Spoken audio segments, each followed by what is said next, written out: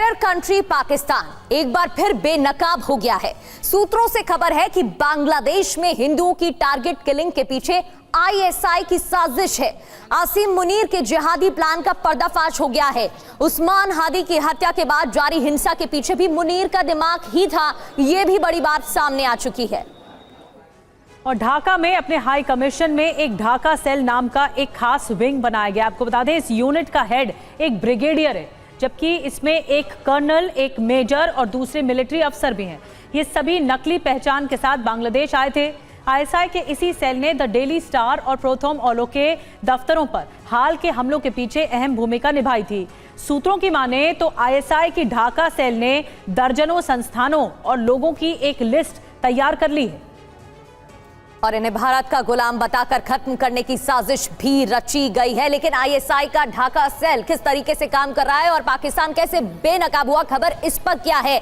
बांग्लादेश में आईएसआई का Dhaka cell active है। पाकिस्तान हाई कमीशन में आईएसआई का ढाका सेल चल रहा है। बांग्लादेश में इस्लामिक स्टेट का मिशन है और अपने इरादों के साथ, अपने विजन्स के साथ काम कर रहा है। बांग्लादेश दंगों में भी ढाका सेल का बड़ा रोल बताया जा रहा है। मीडिया संस्थानों पर हमले कराए गए, ये खुद बांग्लादेशी मीडिया की तरफ से भी बात कही गई। और इसके अलावा हिंदुओं की मॉब लिंचिंग में ये भी शामिल रहा। ढाका सेल में कौन कौन है? कमान पाक ब्रिगेडियर के पास है, कर्नल मेजर रैंक के सदस्य एक्टिव हैं, इस्लामाबाद से मिलती है कमांड। तो सीधे सीधे पाकिस्तान का रोल दिखाई दे रहा है। और आपको बता दें, पाकिस्तान की बड़ी साजिश का पर्दाफाश भी हुआ है। आईएसआई ने ढाका में सीक्रेट सेल बना रखा है। और आपको ये भी बता दें, ढाका हाई कमीशन में एक खास विंग है। सूत्र बता रहे हैं कि यूनिट का हेड एक ब्रिगेडियर को बनाया गया है। कई मेजर और मिलिट्री अफसर सेल में शामिल हैं। आसिम मुनीर की साजिश बेनकाब हो गई है, यानी सीधे कंट्रोल करने की कोशिश पाकिस्तान कर रहा है बांग्लादेश को। तो सीधे सीधे आईएसआई का हाथ है, आईएसआई का इन्वॉल्वमेंट है। पाक के ही ब्रिगेडियर को उच्च पद दे दिया गया। तो ढाका सेल का काम यूनिस सरकार को तब तक सत्ता में बनाए रखना है जब तक ऐसा माहौल न बन जाए कि जमात इस्लामी आम चुनावों में भारी जीत हासिल कर सके। ये एक बड़ा विजन।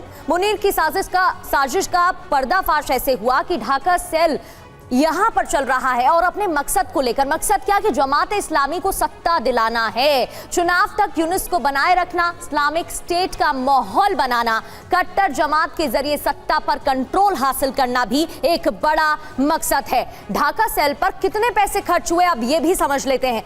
हर महीने ये यूनिट 20 करोड़ टका खर्च कर रही है, जो ड्रग्स बेचने और नकली भारतीय करेंसी से आता है। ये इंफॉर्मेशन बड़ी सामने आई है।